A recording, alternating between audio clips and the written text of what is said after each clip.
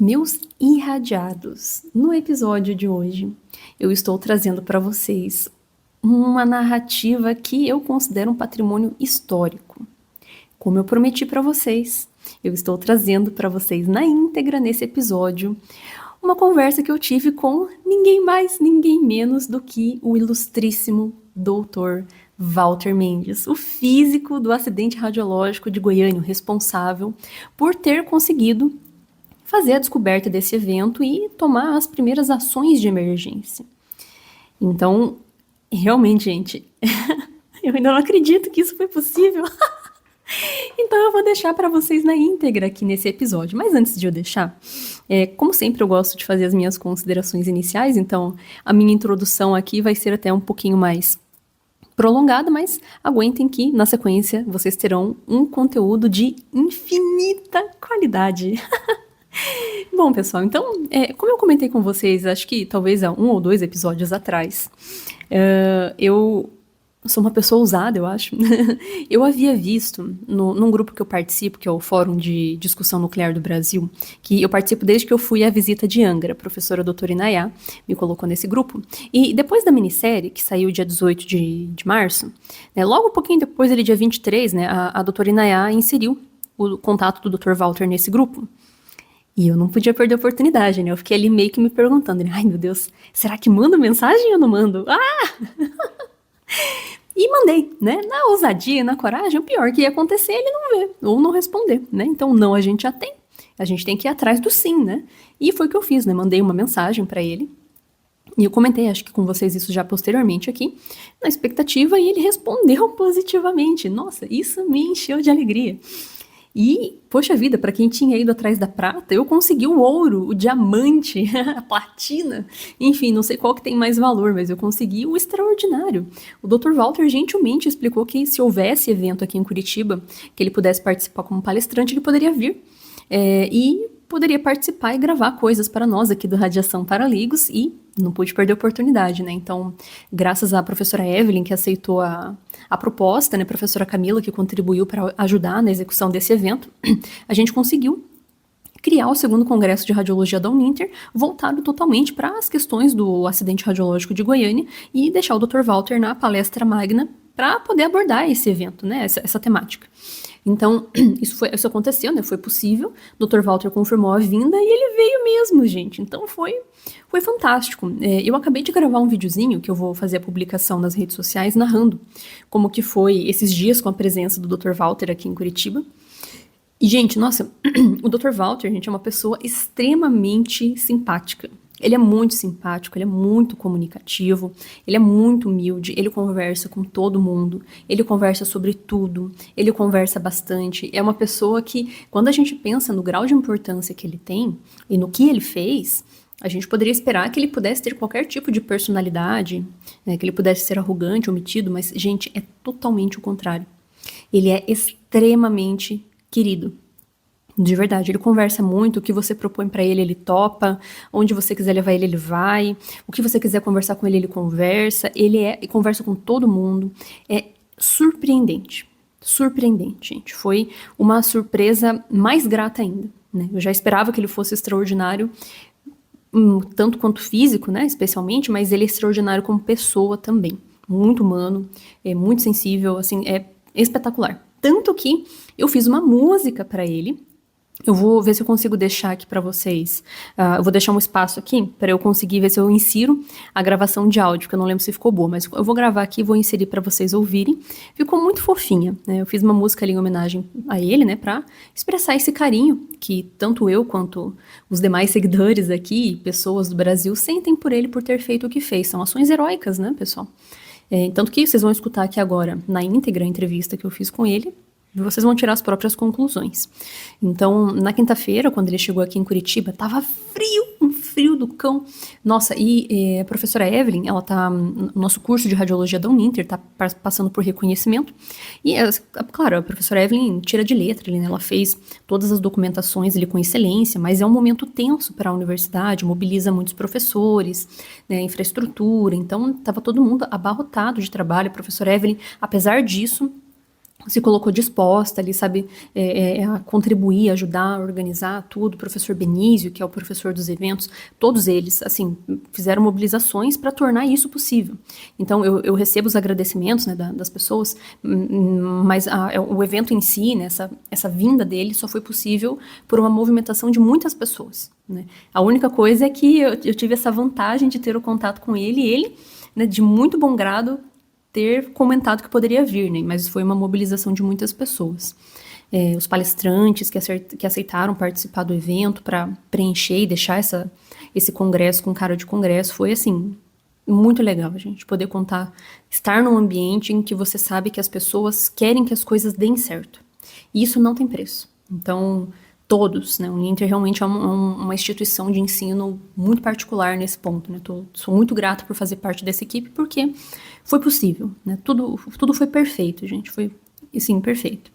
E daí, na quinta, quando ele chegou, né, eu, a professora Camila e a professora Evelyn fomos recepcioná-lo, né? Eu fui até o hotel para recepcioná-lo, e de lá a gente foi pro restaurante, né? Eu optei por levá-lo no Velho Madaloso, né? A professora Camila, a professora Evelyn haviam pensado junto comigo onde a gente podia levar. E esse é um restaurante muito clássico aqui de Curitiba, né? Perguntei o que o Dr. Walter gostaria de comer. E como eu falei, ele é muito de boa, gente. Ele come de tudo. Então fica mais fácil, né? Como tá frio, né? Então na massa ali vai bem, né? Um restaurante bem clássico aqui de Curitiba. Aí conduzi ele até o restaurante. E a gente sentou inclusive, gente, que engraçado, pra vocês verem, a água que trouxeram pra nós é a água que vem lá de Lindóia, água radioativa na fonte. Que coincidência, gente, espetacular. Então, eu tô até com uma latinha ali em cima da minha mesa. Então, foi assim, nossa, fantástico. E ele contou sobre várias coisas ali, sabe? Tudo. Sobre acidente, sobre coisas. Tudo. Imagine, gente, ele tem 73 anos. Imagina quanta coisa ele já não viveu. Então, especialmente depois do acidente, né? A carreira dele mudou e ficou totalmente voltada para isso. Antes disso, ele trabalhava com uma coisa muito parecida com o que o Ivan faz. O Ivan é meu chefe, né, da Novix. É muito parecido com o que a gente faz, né? Trabalhava com levantamento radiométrico, controle de qualidade. Ele trabalhava na radioterapia, que é um pouquinho particular, né? Mas era esse o serviço dele. Então, foi realmente mudou a vida dele também, né? E curiosamente é um efeito em cadeia, né? Porque o evento de Goiânia mudou tudo, né? De muita coisa. Inclusive eu mesma fui para essa área de radiações por causa desse evento e toda a narrativa. Sei quem é Dr. Walter desde os 16 anos. Já contei sobre a minha história aqui para vocês, tem um episódio, tá velhinho já, acho que é de 2021, talvez eu tenha que refazer. Mas o ponto não sou eu aqui agora, o ponto é o Dr. Walter. Então ele contou ali sobre tudo. A carreira dele é fantástica, então ele viveu muita coisa, tem muita coisa para contar.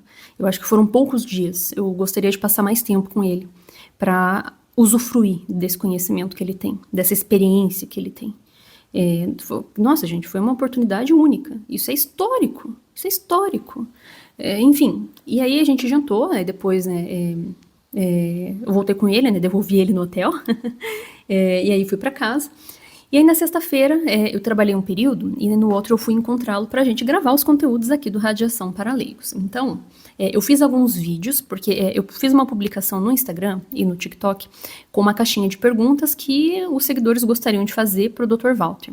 Eu fiz, né, anotei ali metade das perguntas, fiz para ele, por questão de tempo, né, então a outra metade infelizmente eu não consegui, mas depois eu pergunto para ele, algumas ele já respondeu no congresso, né, mas anotei ali as perguntas e ele respondeu, ficou bem legal, bem bonitinho, depois eu mostro pra vocês. Apresentei a música pra ele, ele ficou muito feliz, ficou envergonhado, ficou grato, né?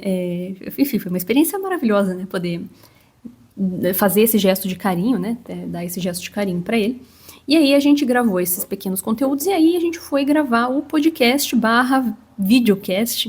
Então vejam, eu vou colocar pra vocês aqui o áudio extraído do vídeo que eu gravei, mas se vocês quiserem assistir, vai estar no YouTube, tá? Assim como esse episódio também tá no YouTube, né, só o áudio, mas eu tô fazendo a remoção do áudio para colocar aqui para vocês, mas tem em vídeo também, tá lá no YouTube, quem quiser ver na íntegra. E Eu gravei nos estúdios da Uninter, gente. Foi, é isso que eu tô dizendo pra vocês, foi espetacular. Como eu falei, a Uninter é uma instituição que tem uma infraestrutura assombrosa. E, novamente, sou muito grata por ter acesso a essa infraestrutura, né, e ser uma das professoras ali da Uninter que pode... Isso ajuda, gente, é bom para todos, né? A propagação de conhecimento que isso, né, permite é maravilhosa. Gravei, foi super fluido, tanto que não tem corte nenhum. A única edição que eu vou fazer é inserir a abertura e o fechamento, só, porque tá perfeito. E aí depois, sexta-feira, sim, daí tinha jogo, né? Então aí ele foi pro hotel, né? Eu voltei pra casa, tava muito cansada. E aí no sábado foi o evento em si, o congresso, né? Foi muito legal, a gente teve a participação do Conselho de Radiologia, os diretores do conselho, e junto com o Dr. Walter, veio o diretor da CENEM, gente, o Dr. Pedro Mafia. Eu fiquei embasbacada. O homem veio, fez uma fala também. Gente, espetacular, impressionante. Foi assim, inimaginável, foi além do que eu previ. Então foi muito absurdo, assim. E foi muito legal, veio muita gente, teve gente que veio de outra cidade, alunos que vieram de outra cidade, pessoas que acompanham radiação para leigos. Assim, veio gente de tudo que é jeito para assistir o Dr. Walter. Não foi apenas o Dr. Walter que palestrou, eu fiz uma palestra de abertura. Teve a professora Josiane, que fez uma palestra também sobre radioterapia. A professora Josiane foi minha professora quando eu era aluna. Então, é um profissional que está na área há muitos anos, espetacular. E o Ivan, que é o meu chefe da empresa Navix, também fez uma palestra espetacular ali sobre proteção radiológica. Então, foi muito enriquecedor para todos. E isso também está na íntegra no YouTube, tá, gente? O evento foi todo transmitido gratuitamente pelo YouTube da Uninter. Eu vou deixar o link na descrição aqui do episódio para vocês verem também.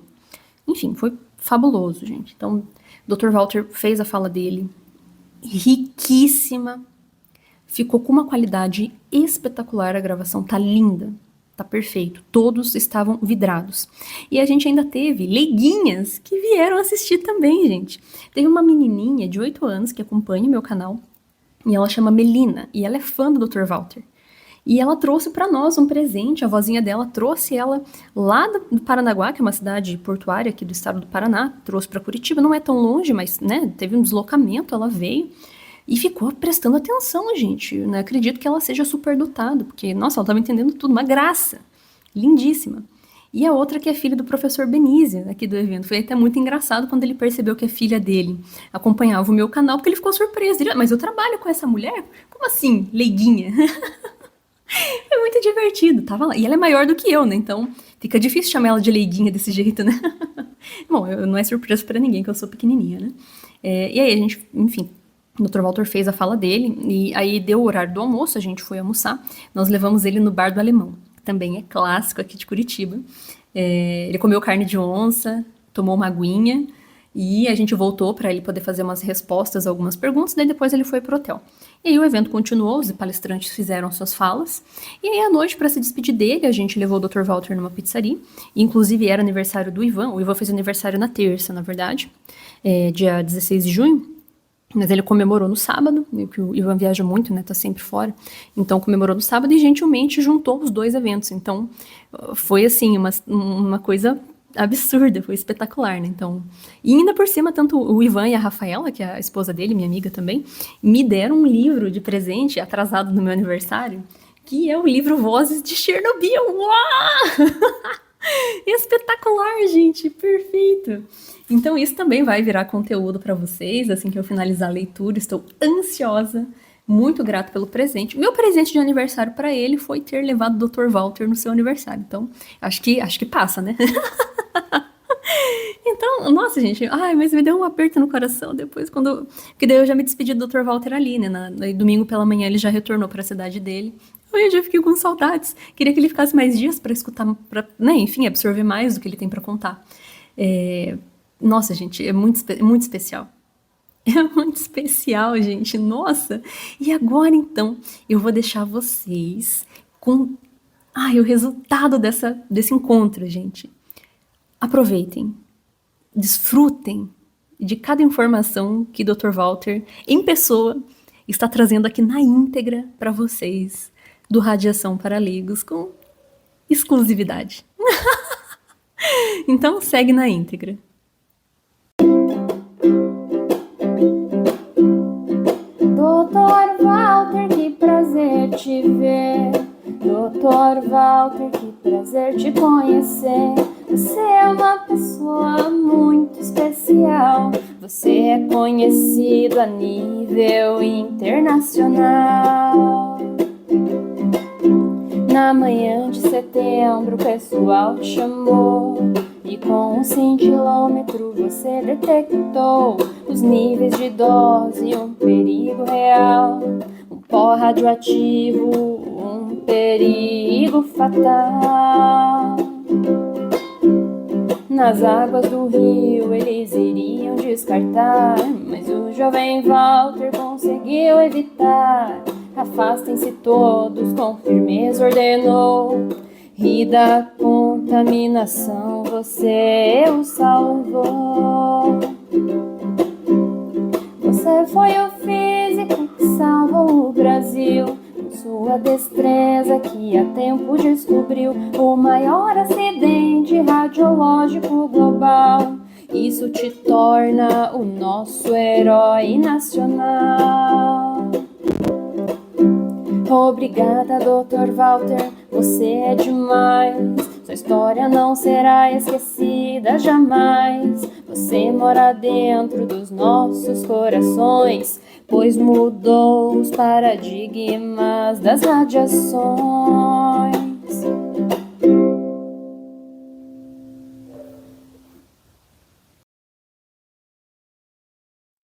Olá, meus irradiados, como vocês estão? Aqui quem fala é a professora Paola. E, gente, hoje nós estamos aqui num estúdio super diferente de qualquer material que nós tenhamos ali no podcast, que vocês acompanham sempre, nas redes sociais, porque hoje, gente, é um evento muito especial, é um evento magnífico, que realmente demandava da gente ter uma infraestrutura digna de receber o nosso convidado de honra, Dr. Walter Mendes, físico do acidente radiológico de Goiânia, exclusivo para nós, gente. É uma coisa fantástica. Então, convido vocês a recepcionar Dr. Walter Mendes, que está aqui comigo, pessoal. Então, Dr. Walter, eu queria muito te agradecer. Assim, eu não tenho palavras para expressar o quanto eu estou feliz. Na verdade, eu tenho mais do que palavras, eu tenho música para expressar o quanto eu estou feliz em receber o senhor aqui em Curitiba, aqui na cidade fria. Nós estamos todos aqui encapotados, né, cidade gelada, para a gente poder falar, né, sobre radiações e poder ouvir um pouco do que o senhor tem para contar para nós aí, relacionado à Goiânia. Então, primeiramente, muito obrigada, Dr. Walter. Boa tarde, Paola. Boa tarde a todos. Muito obrigado. Sou eu que agradeço o convite de participar do seu programa, desse podcast Radiação Lei, que é um sucesso nacional, né? O sucesso da radiação leigo, para leigos aí, tem um sucesso tanto agora na Netflix. É bom que você tenha isso na sua mente também, que é muito importante. Então, para mim é uma honra participar do seu programa. É um trabalho muito bem feito que você vem desenvolvendo e que a própria Comissão Nacional de Energia Nuclear tem honra o seu trabalho, todos a gente acompanha o seu trabalho em prol da divulgação dos benefícios da radiação que se trabalha, que se espalha por todo o país, é muito importante. Portanto, para mim, o prazer é meu estar aqui com você hoje. Há muito tempo já tinha comentado contigo que eu queria participar, que eu acho o seu podcast, suas informações são muito dignas e muito corretas para a área. Nossa, muito obrigada. Ouvir isso, né, do Dr. Walter, realmente é sinal de que eu ganhei na vida, né? Então, bom, inclusive aproveitando, pessoal, eu sei que muitos de vocês que acompanham aqui o Radiação para Leigos estavam ansiosos esperando esse momento. E, inclusive, Dr. Walter, nós temos muitos leiguinhos, que são os jovens entusiastas aí das áreas nucleares, que estão muito curiosos em escutar coisas que o senhor tem para contar relacionadas à radiação. Então, né, eu convido a todos aí agora para embarcar nas perguntas que eu tenho aqui para o Dr. Walter, para a gente entender um pouco mais, né, de como foi as ações de emergência que ele adotou ali no acidente radiológico de Goiânia.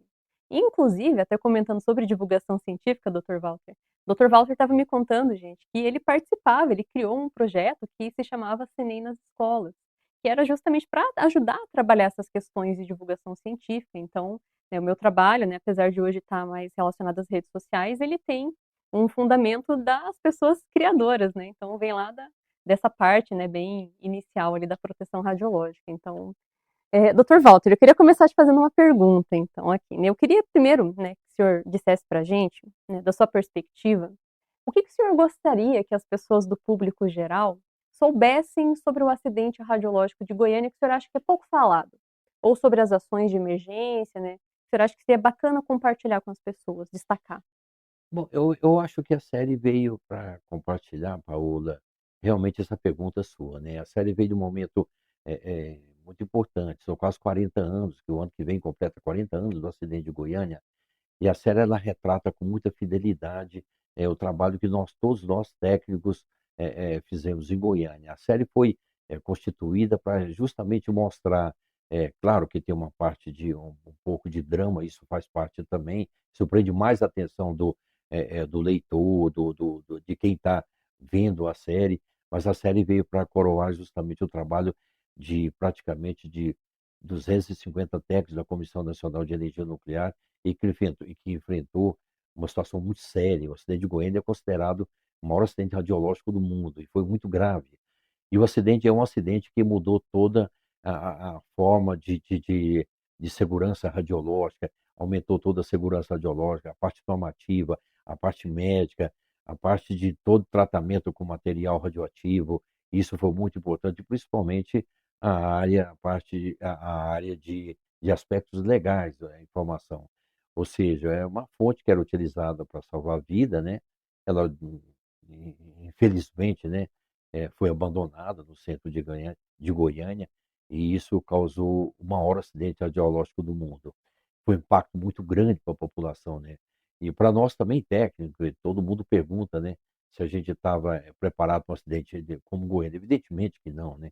É muito complicado você ver um volume de pessoas extremamente contaminadas, sendo irradiadas, não só para os técnicos, todos os técnicos da área médica, os engenheiros, para a área, os diversos tipos de profissões que atuaram ali, foi extremamente complicado, né?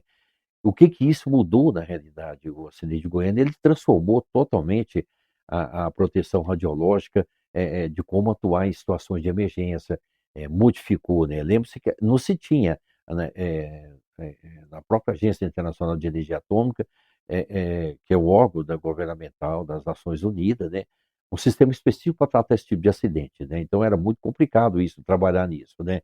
E isso mudou realmente, né? Isso trouxe, a série trouxe também um despertar de uma juventude que hoje está toda querendo saber como se trabalha com radiação, o que se faz por radiação, e principalmente para desmistificar essa psicorradiofobia que foi estabelecida há 40 anos atrás, né?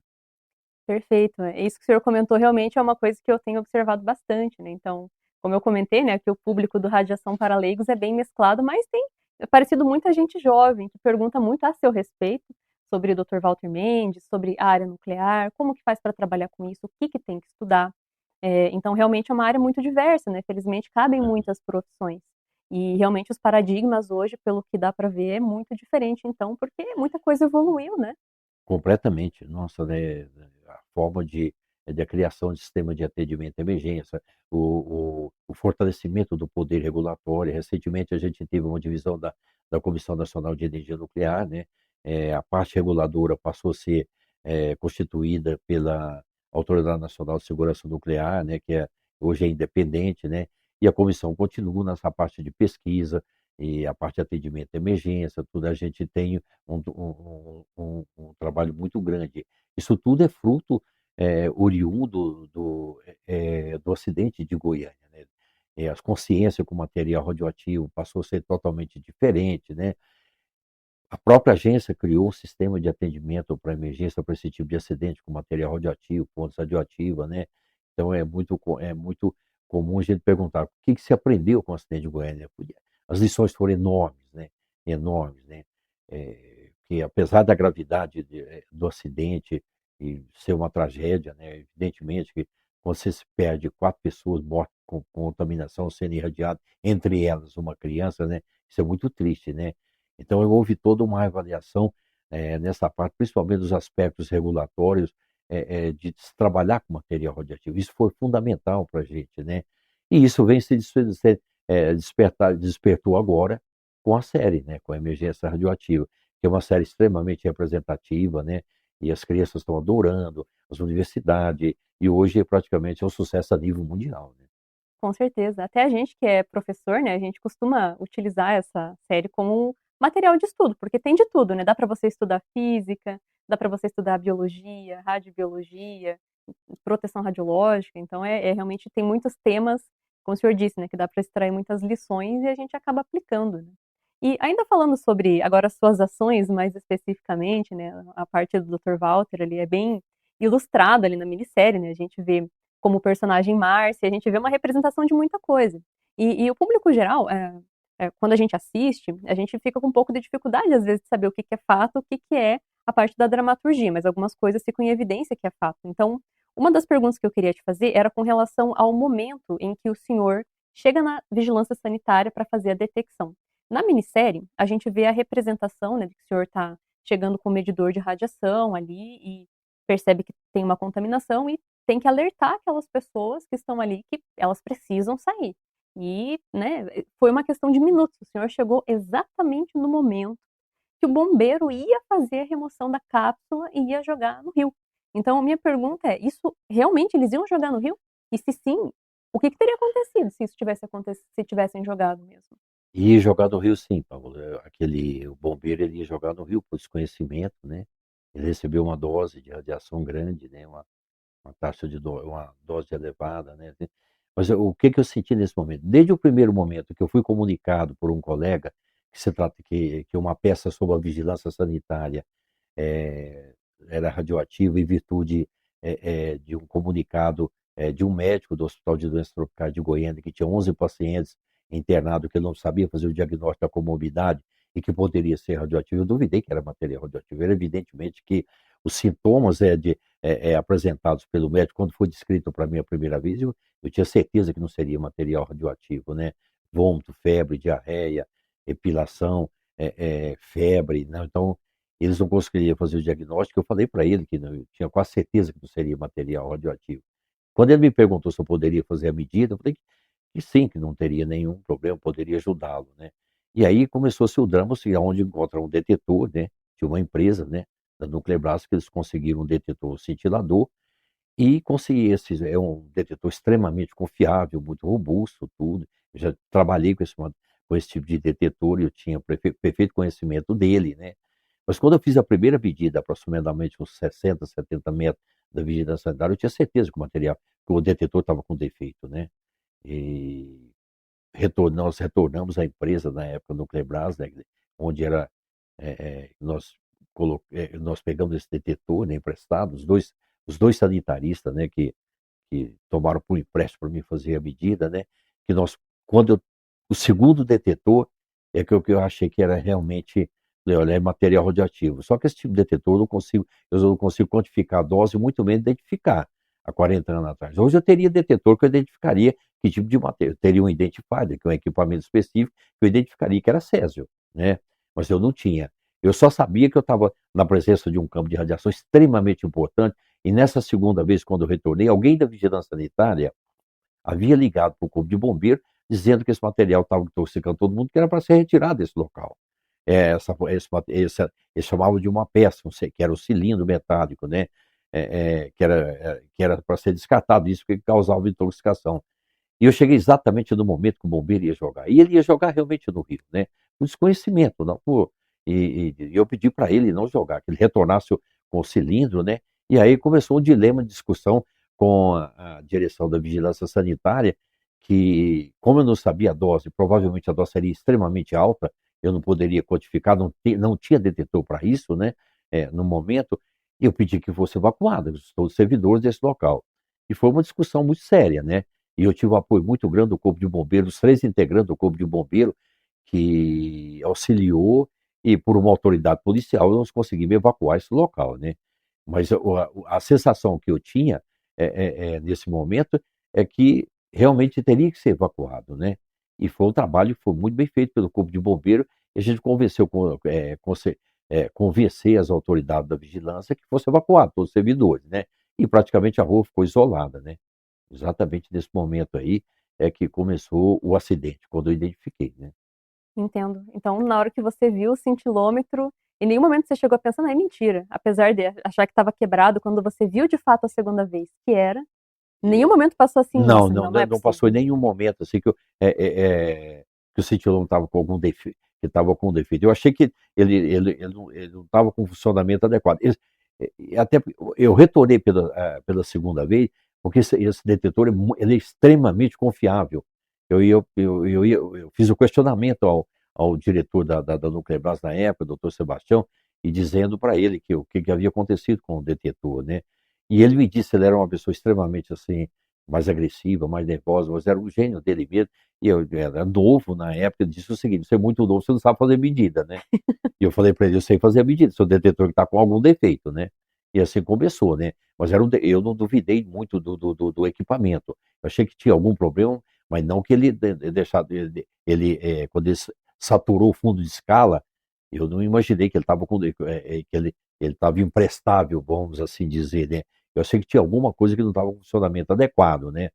O segundo detetor, realmente, eu comprovei que era muito sério aquilo lá. É uma distância de 60, 70 metros, você saturar fundo de escala com um cintilador era muito estranho, né? E ali era a comprovação realmente que era material radioativo. E aí você já tomou essa medida E de ação, exatamente, eu já falei, eles olha, vai ter que ser evacuaram, evacuado, e infelizmente, né? e o próxima etapa já E a foi próxima etapa foi identificar quem havia levado esse material, né? Esse cilindro até a vigilância sanitária. E os dois sanitaristas haviam anotado o nome dessa pessoa, né?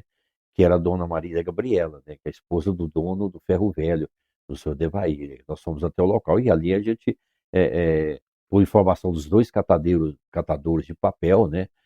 Os dois que trabalhavam, e ali foi identificado que esse cilindro havia sido comprado pelo dono do Ferro Velho, o senhor Devair, de duas pessoas da rua 57, e que isso havia sido retirado do Instituto Goiano de Radioterapia, da qual eu conheci os médicos e o físico, né?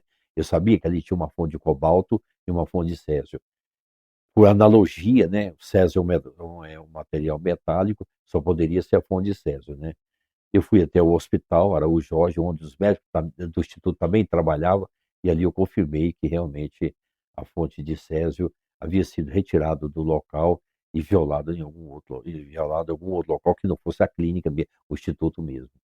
e aí a partir desse momento que o senhor já identificou alguns pontos ali de onde veio, o senhor já ligou para a Comissão Nacional de Energia Nuclear.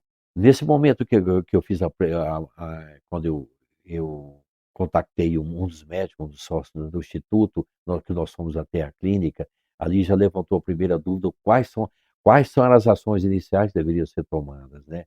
Eu falei: olha, deve ser avisado a Comissão Nacional de Energia Nuclear. Eu não era funcionário da Comissão Nacional de Energia Nuclear, né? Na série mostra uma recomendação do doutor Rosenthal, né? Ele me recomendando para ser contratado na comissão. Na realidade, foi o doutor Rex Nazaré, né? O doutor Rex Nazaré realmente é o artífice estrategista da solução de Goiânia, né?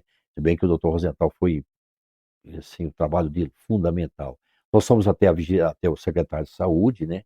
Da Secretaria de Saúde, eu liguei para a Comissão Nacional de Energia Nuclear, liguei para o IPEM, que é onde eu tinha conhecimento de alguns colegas de curso que eu já tinha feito no IPEM em São Paulo, e ali foi me indicado que eu ligasse no Rio de Janeiro, quando era a sede da Comissão Nacional. Eu falei com uma colega, ela duvidou, né? Ela até duvidou, ela falou assim, eu lembro que ela comentou: doutor Rosenthal, fala com o físico aqui de Goiânia, que está falando algumas coisas que não tem o menor sentido, né? E aí, quando eu falei com o doutor Rosenthal, ele não acreditou também. Ele pediu para mim falar com os médicos. Eu disse para ele: ó, já estou com um dos médicos aqui, e realmente a fonte foi violada e ela foi perdida mesmo. Meu E ali Deus. iniciou todo, a partir daquele momento, ele era o diretor de instalações nucleares, né? Antiga diretoria de radioproteção e segurança nuclear, hoje Autoridade Nacional de Segurança Nuclear seria, né? E ali startou toda a emergência da CNEM, né? E a partir desse momento, eu imagino que deva ter sido bem complexo no sentido de que era um evento extraordinário, né, Muito, muito, nunca muito. existiu e até o momento acho que nunca teve nenhum É, acidente igual ao Goiânia. Como é que vocês começaram a montar plano de É um acidente emergência? único, né? Um Porque não tinha acidente único. nada, né. Como que foi Da pra secretaria ali, a gente foi até o governador Santilo, né? A série mostra o governador Santilo, né? Ele um pouco nervoso, não era, né? Ele é um médico, né? Por incrível que pareça, ele tinha um conhecimento bom sobre higiene de radiações, né? E ele detectou imediatamente que é extremamente sério. Ali foi se tomadas as primeiras decisões ali de escolher o Estádio Olímpico para abrigar as pessoas contaminadas. E foi me solicitado se eu poderia acompanhá-los para fazer as medidas e retirar todas as pessoas que a gente encontrasse contaminadas e transportar para o Estádio Olímpico, né? E por volta das 8h30 da noite, às 20h30 praticamente, a gente foi ao primeiro local, que era o Ferro Velho do Devaí. Eles se encontravam no local, né? E ele estava bem alcoolizado. Na série aparece ele extremamente nervoso, ele é extremamente, ao contrário, ele era extremamente calmo. Devair é uma das pessoas muito inteligentes, extremamente inteligente, né? Não houve relutância deles em saírem, porque eu estava com o secretário de saúde, né? Era uma autoridade, um médico também, né? Ele foi fundamental nisso também, né? Então nós recolhemos essas pessoas, essas pessoas eram conduzidas para o Estádio Olímpico em um ônibus da Polícia Militar, micro-ônibus da Polícia Militar. Esses ônibus foram devidamente forrados, né, para não se contaminar, depois foram todos monitorados, e a gente começou a recolher. O segundo ponto que a gente recolheu pessoas foi no Ferro Velho 2, que era o irmão do Devaí, o Ivo, que era o pai da Leide, né? E é onde ela estava, né? Ali a parte vizinhança também estava toda contaminada, mas nesse momento eu estava acompanhado com o físico do hospital, que era o Flamarion, que era um colega, né? E ali, às 10h30, a menina foi retirada, né? A gente não conseguia medi-la. Ela estava extremamente contaminada, ela era uma fonte ambulante. Então, ou seja, ela tinha ingerido alguma parte do material. Depois a gente ficou sabendo que ela ingeriu parte do material colocado sobre uma mesa. Alguns falam com ovo, outros falam com pão, mas ela ingeriu uma parte. Então ela era uma criança de 6 anos muito contaminada. E nesse primeiro momento a gente conseguiu recolher 26 pessoas para o Estádio Olímpico. Eram catadores de papéis, vizinhos, e isso tinha ficado entre eles, achavam que tinha algum valor comercial. E até a meia-noite, 26 pessoas mais contaminadas e 7 principais focos já estavam isolados. Eu consegui identificar esses locais e recolher essas pessoas desses locais e levar para o Estádio Olímpico. 0h30, dia 30, doutor Rosenthal, com mais 2 técnicos do IPEM, né? A série mostra ele só, mas na realidade ele chegou com 2 técnicos, com detetores específicos, né? Que foi o Francisco Biazin, do IPEM, e o Carlos, eles trouxeram instrumento específico. E o primeiro local que a gente foi identificar qual seria a taxa de dose foi da vigilância sanitária, quando o Dr. Rosenthal pediu para me conduzir até o local onde eu havia feito a primeira detecção do material radioativo. E ali as primeiras medidas é que as taxas de dose eram extremamente elevadas, muito elevada, e que aquele cilindro sob a cadeia teria que ser blindado para efetuar qualquer trabalho nas proximidades. Nossa, então é realmente uma magnitude impensável, né? Extremamente. Depois, pela taxa de dose ali, por um cálculo reverso, a gente conseguir identificar que aproximadamente 10% da fonte estava dentro do cilindro ainda, né? A taxa de dose medida inicialmente ali dava 10 sievert por hora, era muito elevada. Era uma taxa de dose para provocar qualquer efeito determinístico, né? Entendi. Era uma fonte realmente muito intensa, né? Muito, muito. Ela E tinha Quando ela foi violada, ela tinha 50,9 terabecquerel, 1.375 QI. Era muito elevada, tinha uma atividade muito elevada. eu fico pensando, né, que na minissérie, né, pra gente que assiste, né, a gente que estava ali como público geral, eu acho que fica muito ilustrado qual que foram as ações de emergência, né, que vocês tomaram, mas a impressão que dá é que cada passo seguinte que vocês dão, vocês descobrem coisas novas e você já tem que repensar todo o resto, porque é uma magnitude tão grande que é difícil delimitar as bordas, né. Parece que você vai Exatamente. descobrindo, descobrindo, é aqui, é ali, é lá. É, Então, é, como por exemplo a medição que o senhor fez mostra na minissérie que foi o senhor, né, com o cintilômetro, o caminhão passando, essas aham. coisas, e pegando outras regiões, né. Então realmente aconteceu essas coisas. Quando a gente, no, no primeiro ponto do Ferro Velho de Evaí, ele já fez, junto com o Edmilson e Israel, que vieram a falecer, isso ficou muito entre famílias, porque eles achavam que tinha algum valor comercial. O Devair achou, né?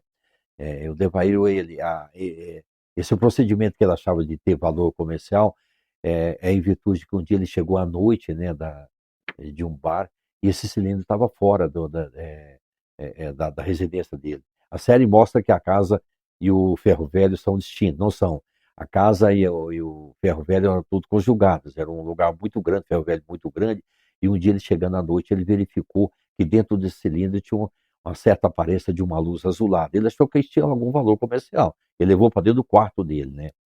E a série também mostra o seguinte, que uma das virtudes, uma das heroínas foi a Dona Marília Gabriela, que ela teve uma percepção que esse material estava causando todo o mal para toda a família. Ela mesma falava isso, né? Estava causando intoxicação a toda a família. E ela teve a iniciativa de levar isso para a vigilância sanitária, né? A série mostra ela levando diretamente para a vigilância sanitária. Não foi. Ela tentou vender esse cilindro no Ferro Velho 3, no setor Campinas, né? Na rua P16. Como era um cilindro metálico, o dono do ferro velho, desse Ferro Velho 3, não se interessou por ele. Ali ela tomou um ônibus, né? E foi até a vigilância sanitária, né? A série mostra eu monitorando o ônibus, evacuando o ônibus. Isso não houve, né? A gente identificou o ônibus posteriormente, né? E verificou se ele estava contaminado. Em virtude da atividade das taxas de dose, a gente calculou todas as doses das pessoas que receberam as doses desses locais, tudo, né? A gente fez toda uma espectrometria de dose, de expectativa de dose que as pessoas receberam durante o ano, né? Mas a série tem um pouco de drama evacuando todas as pessoas do ano. Isso não ocorreu, né? Tá certo? Mas essa parte, então, que o senhor comentou, né, Maria Gabriela teve esse ímpeto de levar, né, para a vigilância sanitária. O que será que teria acontecido se ela não tivesse feito isso? Será que esse material ia se misturar com o resto das coisas de ferro velho, ia ser fundido com alguma coisa? O que será Eu que teria acho que o acontecido? acidente seria identificado bem mais tarde, mas as consequências seriam muito pior. Muito pior. Porque provavelmente depois os próprios proprietários, eu não sei, é uma imaginação que eu calculo, né? Eles iriam identificar, iriam comunicar à Comissão Nacional de Nuclear, mas um tempo muito depois, né? Ou se comunicasse, né? Nesse intervalo de tempo, provavelmente várias pessoas já teriam sentido o efeito agudo da radiação, poderia ter sido morte, né? Tudo. Então seria extremamente complicado, né? Eu acho que, apesar de tudo, né? De toda a tragédia, tudo isso aí, a identificação veio no momento oportuno, né? Talvez seja o seguinte: é, eu cheguei num momento que, não sei, por um destino, alguma coisa, eu estava no local, né? Mas isso seria muito complicado se não fosse detectado, né? Ele fosse detectado. Esse cilindro, se jogasse ele no rio Capipu, ia ter um impacto, uma criação de uma psicorradiofobia na população extremamente complicada, porque esse era um rio que abastece a cidade de Goiânia, tudo, né? Evidentemente que isso não teria um impacto radiológico, mas psicologicamente toda uma população seria afetada, né? Eu imagino que pela proporção que tinha e pelo tamanho do rio, ele provavelmente diluiria, né, mas a Claro, percepção da radiofobia das pessoas na época, que acho que inclusive perdura ainda hoje, né, e até é hoje, né? realmente Até muito hoje, né? intensa, então pior seria lidar com a população, então, nesse caso, né. Exatamente, exatamente. Até porque o César é o seguinte, como ele tem um comportamento ainda semelhante ao potássio, ele ia depositar em sedimentos, tudo, ele ia dispersar tudo isso. Você poderia fazer toda uma modelagem matemática para ver a implicação sobre isso. Tanto é que todos os rios foram monitorados, até onde a captação final desses rios, na Cachoeira Dourada, 80 quilômetros, a gente fez toda a monitoração, percorrendo tudo isso, o grupo de monitoração ambiental, né, através isso foi fundamental, a presença de um colega, né, o doutor Marcos Godoy, né, que um trabalho espetacular, que ele fez todo o mapeamento dessa migração de César, dessa parte de sedimentos até desse local, calculando qual seria o impacto, né, o trabalho dele é fundamental, é reconhecido mundialmente, né, hoje ele é um professor da PUC, da Pontifícia Universidade Católica do Rio de Janeiro, um decano, uma pessoa extremamente competente, um grande amigo e um trabalho muito sério que ele fez, né? E eu fiquei pensando, né, o senhor estava falando há pouco com relação a como teria sido se fosse identificado tardiamente, né, então, com relação a efeitos biológicos, né, muitas pessoas talvez sofressem esses efeitos, e eu fiquei pensando, né, realmente, quando a gente pensa em efeito da radiação, os sintomas eles são meio genéricos, né, então é vômito, náusea, você não consegue correlacionar de imediato. Então eu imagino que talvez muita gente sofresse com os efeitos, nem ia saber que é por causa de radiação. E aí me leva à próxima pergunta, como que o médico que estava atendendo aquelas vítimas suspeitou que o que aquelas pessoas tinham poderia ter a ver com radiação? Porque foi uma junção da vigilância, do outro cara da vigilância, com o médico e com você, né, que vocês que se triangularam. Como que foi esse Bom, contato inicial? esse médico, ele é Dr. Alonso Monteiro, né, que ele era do Hospital de Doenças Tropicais em Goiânia, que tem hospital até hoje, é um hospital de referência para essa área, né? Ele estava numa reunião social 2 dias antes com um colega, o Dr. Jadson, era superintendente adjunto da Fundação Estadual do Meio Ambiente, a quem eu tinha feito algum trabalho com ele sobre o levantamento radiométrico e mineração, né? E aí ele, nessa reunião social, havia alguns outros médicos, né? O doutor Alonso comentou com ele, né, que ele tinha 11 pessoas internadas no hospital e que ele não conseguia fazer o diagnóstico correto disso. Ele não sabia interpretar qual era a comorbidade tropical que provocava isso aí, né? Nessa história toda, alguém levantou que isso poderia ser algum efeito de radiação. E aí ninguém sabia nada, perguntou se alguém, se o doutor Alonso perguntou se ele tinha alguém conhecido que poderia fazer. Ele falou, olha, eu tenho um colega que já fez algum trabalho comigo, não sei se ele está por aqui ainda, né, que é o Walter, né, mas eu posso tentar manter contato com ele, né. E eu havia chegado de Goiânia, de São Paulo, um dia antes, né, eh, no dia 28, porque a série mostra que dia 29 é aniversário do meu pai, né, e realmente era, só que ele não estava lá, né. Dia 29 é aniversário do meu pai, realmente, né. A série mostra meu pai interagindo, né, e aquilo é um certo drama, né. E ele me ligou casualmente na casa da minha sogra, tinha um telefone antigo ainda, né. E eu consegui falar com ele. E aí começou o contato, ele me pôs em contato com o doutor Alonso, e onde foi aonde nós começou a história toda do acidente que eu já relatei para você, né. Entendi. Nossa, mas eu escutando, eu acho que todos vocês que estão escutando, eu fico pensando na quantidade de coincidência, porque, Muito. nossa, acho que até o próprio fato do Césio ter aquele É, brilho e ter é, chamado a atenção é uma coincidência. Você estar em Goiânia é uma coincidência. O médico ter falado é uma coincidência, né, da Maria Gabriela ter levado para a vigilância. exatamente, Gente, é muita exatamente. coincidência. Realmente parece ficção. Parece ficção. Parece Talvez ficção. seja, talvez seja o sucesso da série seja isso também, né. Uhum. São várias coincidências que isso, que ocorreu durante o acidente, né. Por exemplo, ela foi retirada da clínica da parte central de Goiânia e levada para a rua 57, aproximadamente, uns 500 metros, né. A parte central, a parte antiga da cidade de Goiânia, né, pelo 2 catadores de papel, Roberto e o Wagner, que levou para esse local, no dia 13 de setembro de 87. No dia 14 eles começaram a violar o cabeçote. Quando violaram, evidentemente que começaram a ser irradiados, né. Tanto é que o Wagner foi internado no hospital com suspeita de contaminação, porque ele estava numa festa, tudo isso, né. São muitas coincidências, né. Existe um outro lado, assim, alguma parte de misticismo, né. Na rua 57, tem uma rua paralela que onde eles passaram, é a rua 80, né. Quando se soma 80 com 57 dá 137, né. Então tem todo o misticismo disso também, né. Então todo mundo pergunta: Que coincidência, né?" Então essa rua 80 com a 57 é 137, justamente do local da casa lá onde foi violada a cápsula. Meu Deus, Exatamente, né. gente, Então exatamente, né. é Até um colega, um coincidência. grande amigo, né, que está em Viena hoje, ele até me escreveu, né, para mim tirar uma foto, que ele vai fazer uma apresentação lá em Viena sobre isso, né, que é uma curiosidade muito grande, né. Então tem um lado místico dentro dessa história também, né. Mas realmente, né, Há o várias evento coincidências dessa história do acidente. e é um evento realmente conhecido a nível mundial, né, porque o senhor Exatamente. até comentou comigo nos bastidores, né, e queria até puxar isso que o senhor citou para mim, o Dr. Walter estava comentando comigo que Goiânia foi uma grande escola. Então, todos os holofotes da parte internacional de proteção radiológica olham para o nosso evento, né, para estudar e Exatamente. A gente padronizar o que nós temos hoje, né. eh quando ocorre algum tipo de acidente, o Brasil é um dos países membros da Agência Internacional de Energia Atômica. É natural que você comece a compartilhar informações com toda a comunidade científica, né.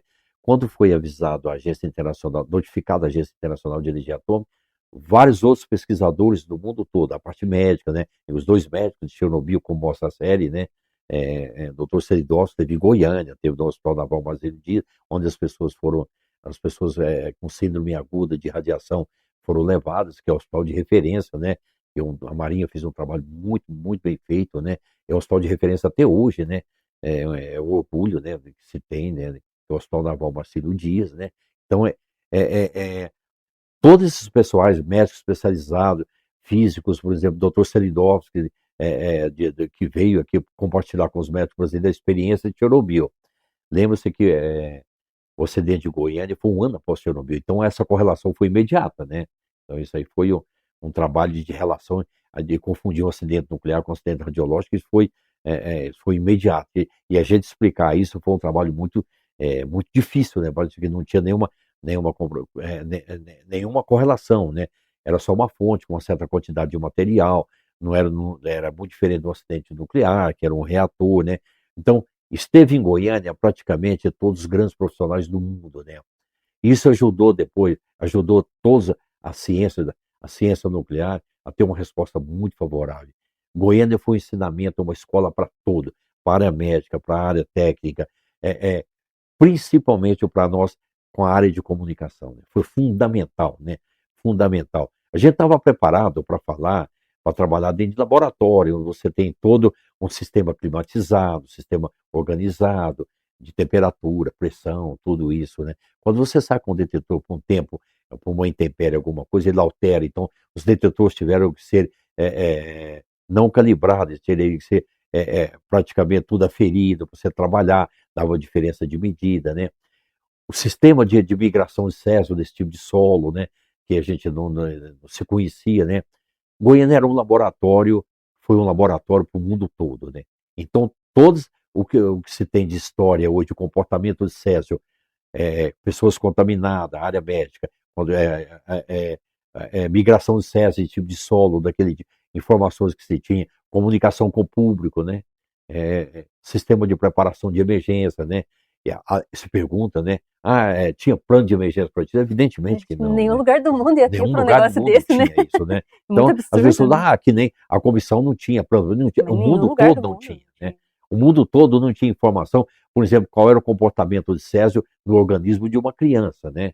Então, quando ali se descobriu principalmente que as crianças que foram contaminadas, os médicos aplicaram ali o sistema de sudorese, exercício físico e a liberação de um material radioativo pelo suor, pela sudorese, era muito mais rápido que um adulto. Ninguém tinha essas informações, né? Ali se comprovou praticamente todinho o efeito benéfico que se tinha o azul da Prússia, né? Que é uma resina, um quelante, para eliminar com mais intensidade a contaminação de Césio no organismo das pessoas que foram contaminadas. Eu lembro que ali se perguntava também por que não foi feito transplante de medula, né? E não havia e não poderia ser feito transplante de medula, né? Isso é a própria informação dos próprios médicos, principalmente do Dr. Carlos Eduardo Brandão, né? Que é uma referência da nossa área, né? Ele relata, ele era um jovem clínico, né? Mas que trabalhava praticamente 24 horas, né? O trabalho deles foi assim, Dr. Carlos Alexandre, Dr. Nelson Valverde, essas são pessoas heróis, são pessoas que salvam vidas realmente, né? Então, ali, junto com os médicos ali, médico americano e físicos, todos eles trabalham conjunto ali, eles começaram a descobrir e foram por tentativas e avaliando até chegar a algum resultado comum. Por exemplo, azul da Prússia começou com 3 miligramas até chegar a 10, né? Você pergunta por que não fez transplante de medula. Os próprios médicos explicaram. É diferente de Chernobyl. Chernobyl as pessoas foram irradiadas. No caso de Goiânia, as pessoas foram irradiadas e contaminadas, ou seja, a pessoa estava com a presença do material radioativo. Não adiantava nada você fazer um transplante de medula e ela continuar sendo irradiada, ou seja, a nova medula ia ser irradiada novamente. E é a própria explicação do médico. Não sou eu que estou dizendo, os médicos que diziam isso, né? Foi uma escola para todo mundo, né? Foi uma escola para todo mundo. É muito difícil também. A gente teve um impacto muito grande ali, Paola, na busca por locais contaminados, né? Nós tivemos 158 casas ali que foram contaminadas. 58 tiveram que ser reparadas. E esses materiais dentro desses locais, que eram pessoas humildes, né? Estavam todos contaminados. E você entrar dentro de uma casa, de uma residência, e você retirar, olha, vou retirar seu sofá, vou retirar sua geladeira, é muito complicado. É extremamente complicado. E aí começa se a pessoa, se esse material estava contaminado, eu também estou contaminado, às vezes não. Mas a maioria dessas pessoas tinha um impacto negativo muito grande. Ou seja, o acidente com material radioativo é um acidente que ele tem um impacto para a geração futura extremamente complicado. E isso até eu ia te perguntar, né? Na verdade, eu me veio até uma outra pergunta paralela, mas uma que tem relação com isso. Então, vou fazer as duas perguntas e a gente vai alinhando. A minha próxima pergunta era justamente sobre isso, né? Porque o senhor esteve ali nas ações de emergência na linha de frente. Então, você viu todas as vítimas, você conversou com elas, você ajudou a separá-las, entrou nas casas. E, além disso, além do senhor estar ali naquela situação, pelo conhecimento que o senhor já tinha, por ser físico, o senhor sabia, né? Tipo, que era uma coisa muito grave e que algumas pessoas talvez não resistissem, né? Como que era você lidar com isso? Porque as outras pessoas ainda estavam assimilando, né? Você já sabia o que significava, né? E ainda assim o senhor continuou trabalhando. Como que foi para conseguir, assim, fazer o que tinha que ser feito? É uma pergunta que vem me fazendo há 40 anos, Paola. Eu não tive tempo de pensar nesse momento. Eu só sabia o seguinte, que a partir do momento que eu começava a identificar algum tipo de contaminação, eu comecei a isolar todo mundo, né? Teve-se até o questionamento, né? Vários locais isolados com taxa de dose muito pequena. Mas isso eu não imaginei. Mas a partir do momento que eu identificava alguma coisa acima do background, eu fui retirando tudo, né? E, e- mas o impacto que se tinha nesse momento, esse calor da emergência, né? É, é, eu não cheguei a me questionar sobre isso, né? Evidentemente que depois eu parei para pensar e que era muito sério, né? E principalmente depois, até os técnicos que chegaram inicialmente não acreditavam não, não, de ter uma pessoa extremamente contaminada do jeito que foi feito, né? Então, nesse momento, todos os técnicos, depois de um certo tempo, que os médicos, a gente começaram, as pessoas começaram a fazer medidas de corpo inteiro, contaminação interna, que estavam todos contaminados, que a gente começou a fazer o rastreamento da população no Estádio Olímpico. Só no Estádio Olímpico a gente monitorou 112.800 pessoas, né? Praticamente 20% da população, que a gente começou a identificar isso, que a gente, todos nós até começamos a perceber a gravidade do assunto, né? E aí a gente começou a dimensionar que era extremamente sério e que algumas pessoas que foram contaminadas e irradiadas, com chamada síndrome aguda de radiação, às vezes poderia não resistir, né? E o que aconteceu, né? 4 pessoas vieram a falecer, né? 129 pessoas inicialmente foram todas contaminadas inteiramente, né? Evidentemente que várias pessoas sobreviveram. Essas pessoas são acompanhadas até hoje e terão que ser acompanhadas, né? Por um sistema do governo estadual do estado de Goiás, que é chamada Fundação Lei das Neves, né? Então, essas pessoas deverão ser acompanhadas, mas só a partir do 10º dia, 15º dia, que a gente percebeu que a situação era extremamente grave e a gente conseguiu dimensionar que não havia o espalhamento por toda a cidade. Os focos principais que foram isolados por mim e na primeira semana, no primeiro dia, eram os principais focos que a gente deveria ter, a partir daquele momento, ter um olhar tipificado para a descontaminação. E uma outra coisa que o senhor comentou também, que foi a Goiânia serviu como uma escola, que tem relação justamente com esse impacto de gravidade, é a questão de comunicação. O senhor comentou que a questão de comunicação era uma questão de aprendizado, porque na época eu imagino que não se imaginava que algo tão grande ia acontecer, e as pessoas, por mais que tivesse acontecido Chernobyl antes, ainda assim o tema radioatividade era uma coisa que não era todo mundo que conhecia, era uma população mais simples, e gerou muito medo. O senhor até citou com relação à radiofobia, que seria uma problemática, né, ali com relação a jogar a fonte no rio, né, que traria esse problema. O senhor acha que é mais complexo lidar com aspectos radiológicos?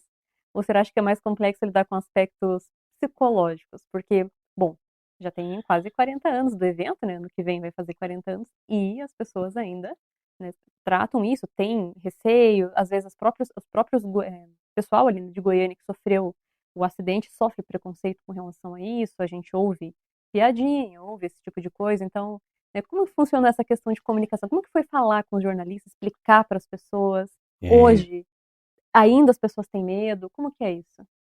bom, eu lembro quando o Dr. Rex chegou, após do 10º dia de que estava ocorrendo o acidente, que ele estava participando da reunião da Junta de Governadores em Viena, né, da qual o Brasil é um dos países permanentes, faz parte também, né. Uma das primeiras perguntas que ele fez, ele imediatamente ele fez a seguinte pergunta: quem é que está falando com a população, né? É muito importante começar todo um procedimento de esclarecimento para a população, que principalmente para falar quanto de material radioativo, o que que é radiação, o que que é um acidente nuclear, o que que é um acidente radiológico, né? Isso é o impacto, né? É fundamental. Talvez um dos maiores frutos que você tem, além da parte técnica, os aspectos que foram considerados, que a gente já mencionei aqui, os aspectos regulatórios, os aspectos técnicos, a mudança de paradigma da proteção radiológica é um aspecto de comunicação à população. Tanto é que eu estou na frente de radiação para leigos. Perfeitamente. Esse programa aqui é oriundo da série, né? Então, tanto é que provavelmente era uma menininha na época, né? Ele está criado, a importância é tão grande que a gente está falando para um programa exatamente de comunicação que fala para o mundo todo hoje, né? E, Que é o seu curiosa, programa, né? e Que é o seu curiosamente programa, né? surgiu a partir de eu ter Exa- conhecimento sobre o acidente de Goiânia. Olha como não é uma Exatamente. escola, as Então, coincidências. a prova da comunicação é que eu estou falando aqui para você exatamente de um programa baseado de um acidente de Goiânia. Foi criado Total, para isso, né? Então, total. é fundamental, né? Agora, a gente, inicialmente, quando a gente constituiu um porta-voz, a gente começou a diminuir o impacto psicológico, esclarecendo o que, que era a contaminação. Eu me recordo o seguinte, que um colega chamado Dr. Carlos Nogueira, né, ele fazia a patologia do corpo inteiro, né? Existe aí os repórteres que começaram, que frequentaram Goiânia, os locais contaminados, tudo, e começaram a levantar hipóteses que poderiam estar contaminados. E há uma reportagem do Jornal Popular, que é o principal jornal de Goiânia, em que os repórteres, foi convidado os repórteres para fazer todo o corpo inteiro, né? Então eles fizeram fila, uma fila próximo ao corpo inteiro, da rua, né? E há uma reportagem que diz o seguinte: a mídia do paredão, né? Então, e isso era muito importante também, que eles também começaram a ter dúvida, né? O acidente de Goiânia ele mudou completamente a forma de comunicar com a população. É muito importante você traduzir a linguagem técnica para que a população entenda, né? O que, que a população estava nesse momento lá? Eles diziam o seguinte: eu fui contaminado, será que eu vou morrer, né? Eu recebi uma dose, será que vai ter alguma implicação para minha família, para a geração futura, essa coisa toda. Isso foi fundamental. A gente tinha plano de comunicação para esse tipo de acidente? Evidentemente que não, né? Então, hoje, a parte de comunicação, aqui nem tem assim como a autoridade também que foi criada, tem um grupo de comunicação muito importante, né? E é muito importante. E é mais, hoje eu acho que talvez é o seguinte: se eu fosse para sugerir alguma forma de acompanhamento, de esclarecimento para a população, tudo, eu estou fazendo um programa aqui agora, basta falar com a Paola aqui, que está transmitindo isso para todo mundo, e é fundamental o que ela está fazendo. O trabalho seu é um trabalho extremamente importante, é muito importante, né? Tanto é que a série hoje, todas as crianças querem saber, né? Todo mundo quer saber quem é a Paola hoje, né? Não quer, a importância do físico hoje não é tão grande, a importância hoje é da Paola falar sobre para leigo, a gente bater um papo, isso é um bate-papo, né? Então é fundamental isso, né? Fundamental, né? A série trouxe isso, né? O despertar das crianças, do jovem cientista, do engenheiro, do físico, do médico, das diversas profissões que podem estar oriunda hoje à procura de pessoas para fazer uma pós-graduação, um mestrado, um doutorado. Isso despertou todo mundo hoje, né? Para mim, quando eu era mais jovem, eu comecei justamente a partir dos caminhos, né, que as pessoas já haviam traçado, como o Dr. Walter. Então, as cartilhas da Senem, que trabalhavam com aquela divulgação do tema de modo bem leigo, foi a inspiração para que no futuro, agora que eu, né, já estudei algumas coisas, né, pudesse trazer essa temática de comunicação. Mas eu vi que até a própria Agência Internacional de Energia Atômica, ela comenta que essa questão de comunicação, os países, é muito importante mesmo que tenha, para trazer para o seu público essa desmistificação, porque apesar de aqui no Brasil a gente vê isso com mais evidência, não é uma coisa exclusiva, né? Porque acho que todo mundo tem um pouquinho desse receio, né? Chernobyl, Fukushima, vários acidentes radiológicos, inclusive o senhor atuou em outros eventos, não? Atuei, Em vários acidentes. eu O senhor atuei. falou que o Brasil Foi, virou até foi. uma referência, né? É uma referência, assim, né? Eu atuei aí em curso de preparação e resposta para América Latina e para isso. Nesse curso, a gente tinha todo como fazer um plano de comunicação, reestruturar o país. Eu participei de várias operações. De Goiânia, a gente tem uma frase que é muito importante: comunicar é um ato 24 horas. É um ato 24 horas. Isso é fundamental. Tanto que a gente tem visto nessa semana que nós estamos gravando esse conteúdo, né? Hoje é dia 19 de junho, né, de 2026. a gente está vivendo uma semana radiológica, porque Exatamente. desde que eu e o Dr. Walter nos vimos, vocês devem estar acompanhando também, né, nas redes sociais, aí, né? Césio na Argentina, raio-x em Anápolis e não sei o quê. Então, é mecanismo de comunicação, né? Tem que ser informado, só que aí entra as questões de como comunicar, né? É complexo. Mas o senhor sabe, eu ia te perguntar também sobre isso, né? O senhor comentou, então, que teve essa experiência de atuar em vários acidentes radiológicos, né? Ajudar as pessoas em outros países a implementar essas ações de emergência, comunicação. Pensando agora aqui no Brasil, mas talvez até no mundo, né? Muita coisa mudou depois de Goiânia. Mas, apesar disso, se a gente for olhar, né, apesar de acidentes radiológicos serem eventos muito raros, eventualmente acontece, né? E quanto mais fonte, mais chance de ocorrência. Então, por mais que a gente tenha novas diretrizes, ainda acontecem eventos.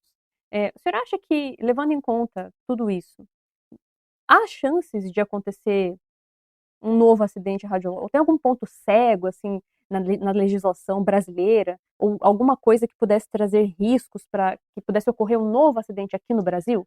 Ou no mundo, de alguma maneira? Bom, eu falo, eu creio que não. A gente nunca fala, quer dizer, 100% não existe essa possibilidade, mas a probabilidade é mínima, né? É mínima, né?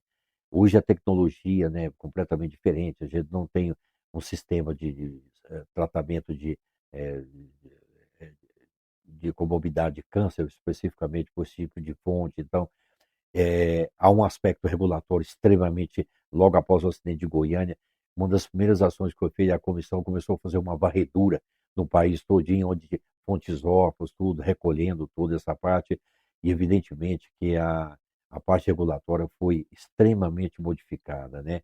Hoje você tem, dentro de qualquer instalação onde tem material radioativo, uma figura chamada supervisor de proteção radiológica, que ele, na realidade, é um ponto de ligação que a regulação tem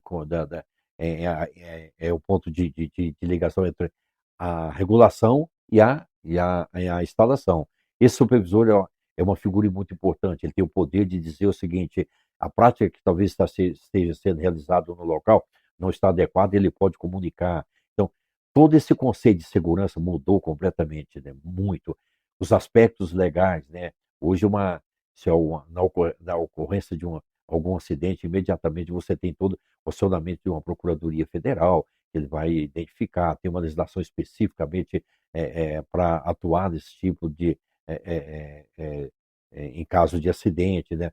Mudou-se completamente a forma de atendimento à emergência, né? Hoje a gente tem uma comunicação muito grande, né?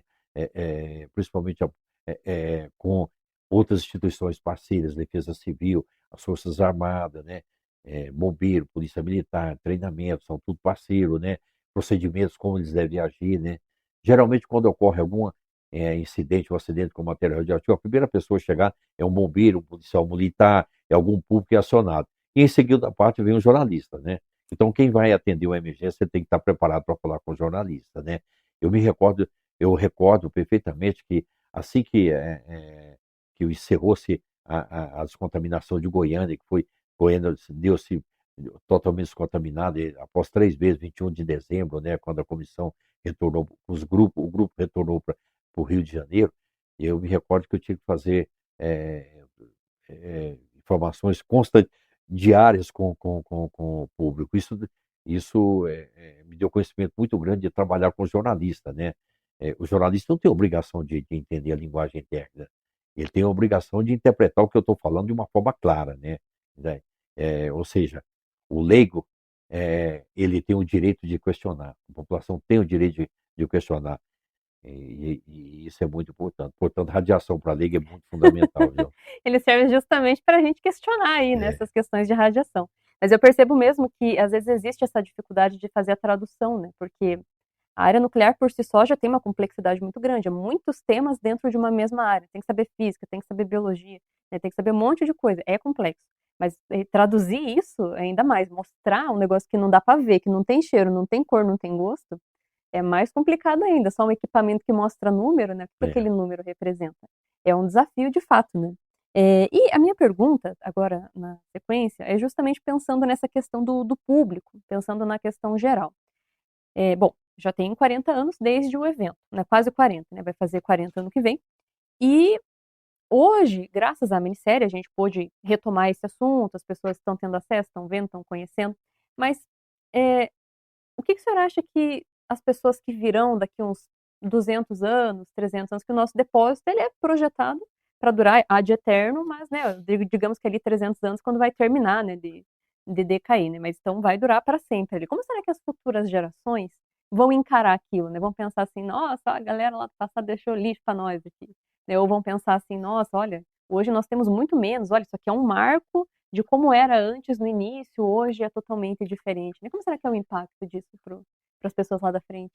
Bom, essa pergunta foi interessante pelo seguinte: com a série agora, eu tenho sido abordado nos diversos locais, né? Em todos os locais eu tenho sido abordado, né? E as pessoas perguntam o seguinte: mas isso aconteceu em Goiânia? Inclusive o público de Goiânia perguntando. Então é raro, né? Eu me recordo que eu estava dentro do supermercado, uma senhora me questionou: isso aconteceu em Goiânia, senhor? Então é impressionante, né? A própria geração dos 30 até os 35 anos não tinha ciência do ocorrer. Então, futuramente, a série está servindo e isso para que perdure essas informações. Ela veio num momento muito oportuno, né? É um grupo jovem que está por aí, né? Que está tomando ciência, inclusive crianças, né? Do que ocorreu. Então, daqui a algum tempo, isso aí, essa série, ela vai ficar para sempre, né? Ela vai ficar para sempre. Então é muito comum as pessoas perguntarem, mas ocorreu isso aqui foi no Brasil, né? É fundamental, não tinha a mínima noção. Eu me recordo que eu estava no hospital, por um momento lá, que eu fui visitar uma pessoa, e o médico fez o reconhecimento. Falou assim, você é a pessoa da série, né? Mas isso houve em Goiânia mesmo? Foi em Goiânia, quer dizer, o próprio médico, o grupo médico tem isso. Hoje tem, assim, levantado questões assim impressionantes sobre a série, né? Como é que foi o atendimento pelos médicos, né? Isso despertou a curiosidade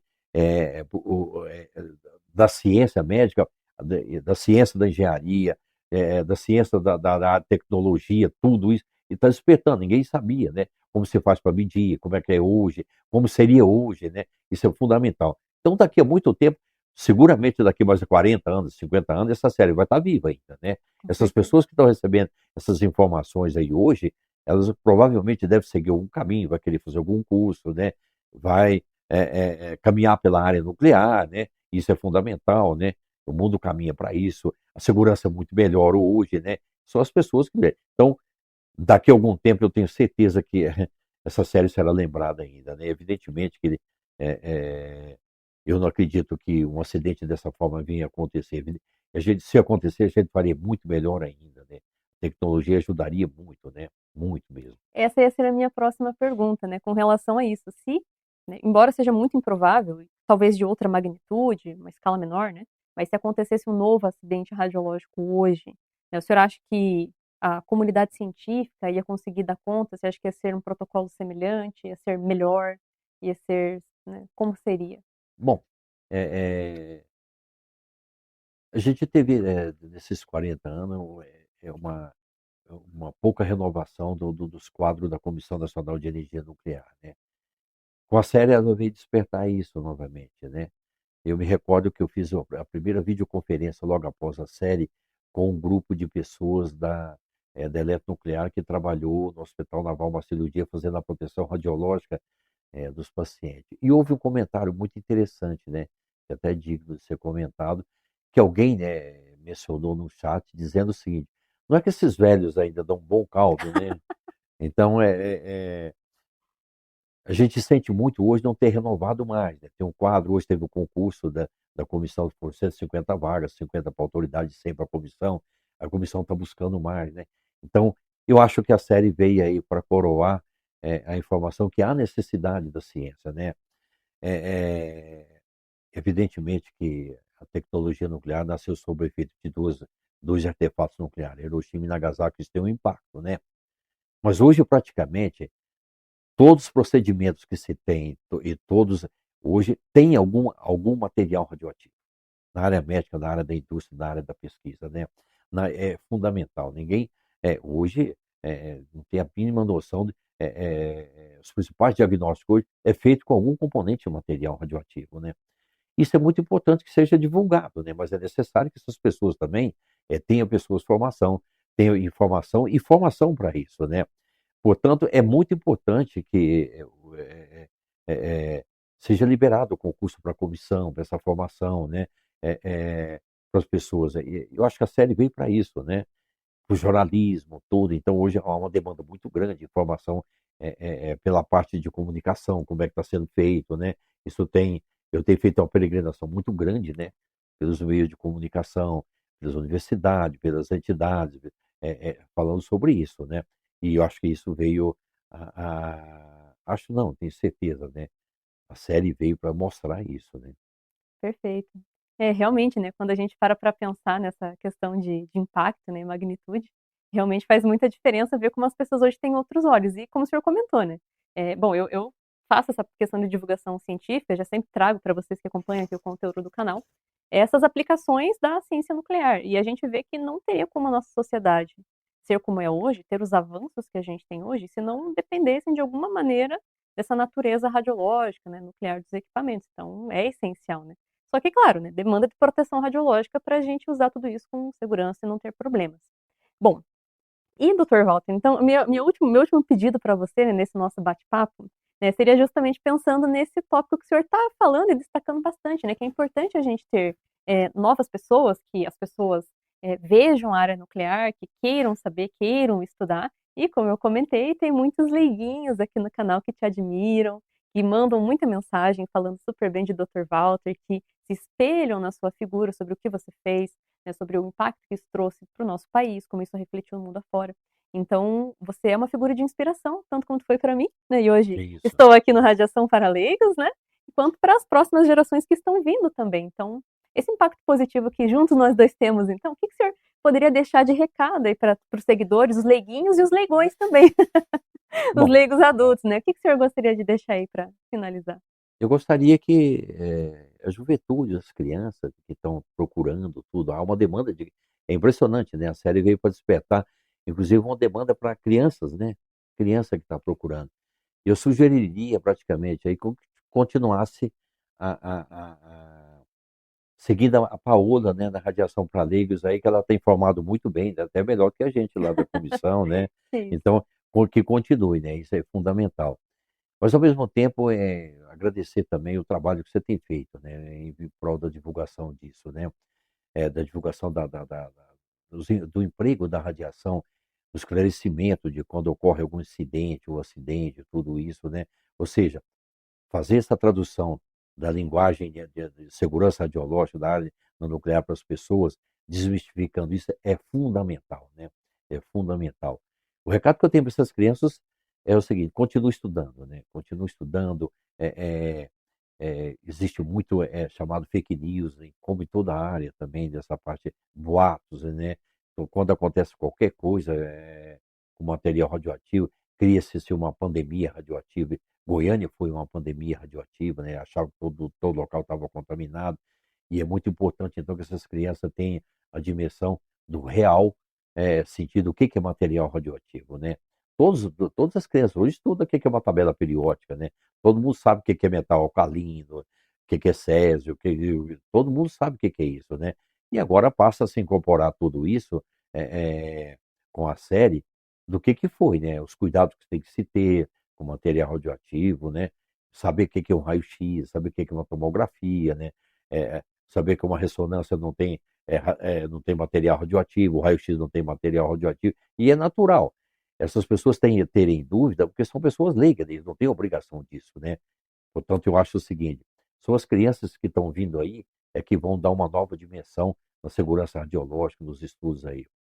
Mas eu gostaria também de, de agradecer, principalmente a você, Paola, pelo trabalho que você tem feito ao longo desse tempo, que eu só vim conhecer, né? Eu fiz questão de vir a Curitiba, né? Porque o primeiro contato quando eu recebi da Paola, perguntando se eu poderia fazer uma videoconferência, a primeira coisa que eu falei foi o seguinte: eu não faço videoconferência contigo, eu vou fazer pessoalmente, né?